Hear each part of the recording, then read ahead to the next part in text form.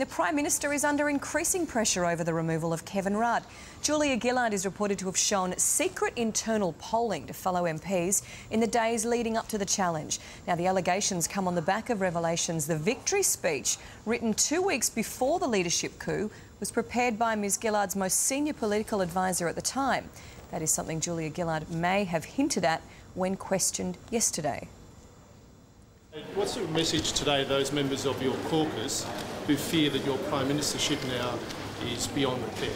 Well, Mark, you'll have to put a more specific question than a broad squeak like that. Well, yes, over here. Prime Minister, how could it be that someone in your office could be preparing a speech for the overthrow of the Prime Minister, to mark the overthrow of the Prime Minister, and you not be aware of it 2 weeks ahead of what happened?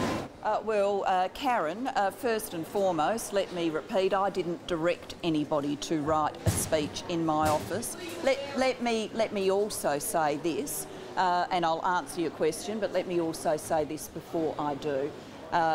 People would be aware that political staff prepare for contingencies, that they work on things that they are concerned about and believe might happen. Political staff, particularly experienced political staff, do that. Let's talk to a Labor political strategist, Bruce Hawker, who joins me now. Good morning to you. Hi, Mel. Wow. So, look, is Julia Gillard's Prime Ministership beyond repair? Oh, I think it's far too early to say that. She's like the captain of a cricket team who's had some really great innings but has had a series of really bad starts in recent times. The selectors are always looking to see how the captain's going, and I think the caucus really is the selector in this case. So I think they're looking, and they're concerned that all this noise is really getting in the way of some good announcements for the government.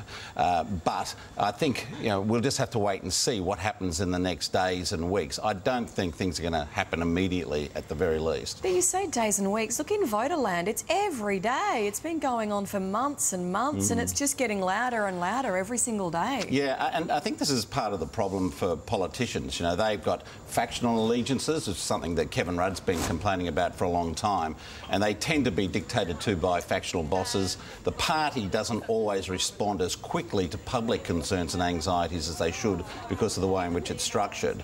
And I think what's happening, perhaps in Canberra at the moment, is that there's you know, they're not really getting a great sense of the amount of public disquiet that's happening, and that's certainly a problem as a result of that Four Corners program the other night. Well, I want to ask you, how would you describe Ms Gillard's responses? So, first of all, pardon me, brushed Mark Riley yesterday. Oh, I don't want to answer, that's too broad, and I'll move over here. The Four Corners one was awkward watching. What do you think of those responses? Yeah, well, I think the public expected a much stronger rebuttal than they received on any of those programs, either yesterday on 7 with Mark Riley's contribution, or on the Four Corners program.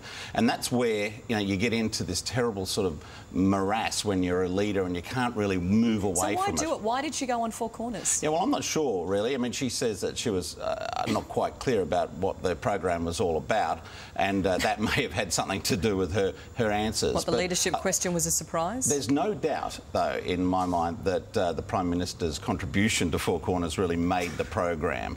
It raised big questions which have now flowed on to the main media today and probably for the next few days as well.